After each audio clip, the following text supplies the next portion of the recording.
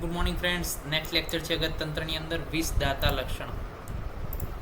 તો જે 20 આપનારો છે, જે 20 મિક્સ કરનારો છે, એ કેવો હોય પર્સન કે આપણે એને ઓળખી લેવો પડે.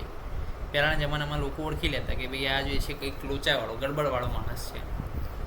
તો 20 દાતા જે છે એના લક્ષણ શું હોય? The person who does not reply when quiz, એટલે કે જેને 20 નાખ્યું હોય, ધારો કે કોઈ એઝન ક્યાંક નાખ્યું હોય ખાવામાં, જ્યારે આપણે એને સવાલ જવાબ પૂછીએ, ક્વિઝ કરીએ એની, ત્યારે કોઈ જવાબ ના આપે.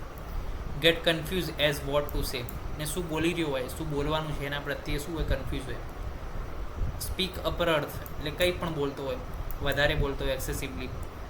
સંકીર્ણ એટલે કે મિક્સઅપ બોલતો હોય, ક્યાંયની વાત ક્યાંય કરતો હોય, ગાંડાની જેમ, મૂઢની જેમ, એવું આચાર્ય કીધું છે. તો એ જે છે 20 દાતા છે એવું સમજ. વારંવાર અંગુળી એટલે કે જે છે ટચાકા ફોડતો હોય. સ્ક્રેચિસ ભૂમિ એબ્રપ્ટલી એન્ડ ગીગલ્સ, એટલે જે છે જમીનમાં ખાડો ખોદતો હોય. સફર ફ્રોમ વેપતું, એટલે કે એના હાથમાં પગમાં ક્યાંય ટ્રેમર આવતા હોય. પછી એનું જે છે પેલ એક્સપ્રેશન હોય. અને કટ સમથિંગ વિથ નખ, નખથી કંઈક કટ કરતો હોય. Touch is hair of the head with the hand frequently, એટલે કે વારંવાર જે છે હેડ ઉપર એ અડતો હોય, હેડ ઉપર. પુઅર એક્સપ્રેશન હોય, આપણે એને હસાવીએ તો હસે નહીં, પછી એને બોલતા હોય તો કંઈ બોલે નહીં, એટલે એના પુઅર એક્સપ્રેશન હોય. Intermittently look to back to with the idea of feeling and behave strengthly deprive to વિસેટા, એટલે કે હંમેશા એ બેક ડોર તરફ જતો હોય, એટલે કે ક્યાંથી હું ભાગી શકું એ એની શોધમાં હોય, એ જગ્યાથી નીકળવાની એ શોધમાં હોય. તો એ જે છે 20 દાતા છે એવું આપણે સમજવું જોઈએ.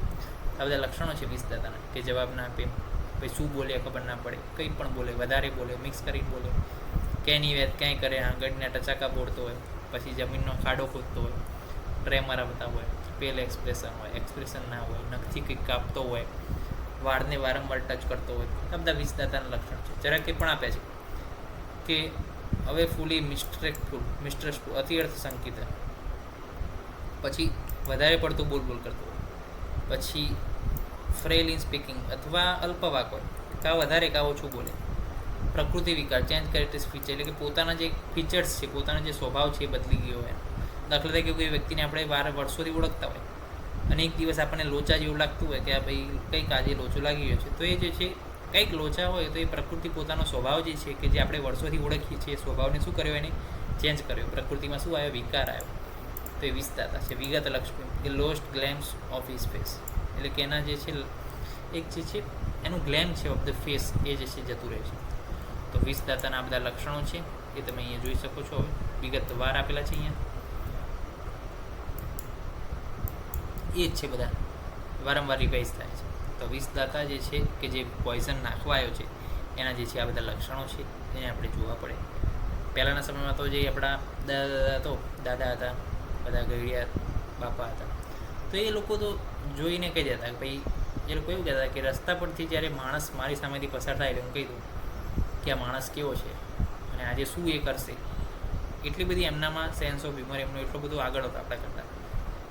તો આપણે આયુર્વેદને સાથે લઈને ચાલીએ તો એ જે છે સેન્સ ઓફ હ્યુમર ડેવલપ કરી શકીએ છીએ, એની દિશામાં આપણે કામ કરી શકીએ છીએ. નેક્સ્ટ લેક્ચરની અંદર મળીશું નવા વિષય સાથે. ત્યાં સુધી રજા આપશો. જય હિન્દ, જય ભારત, જય ધન્વંતરી. નમસ્કાર.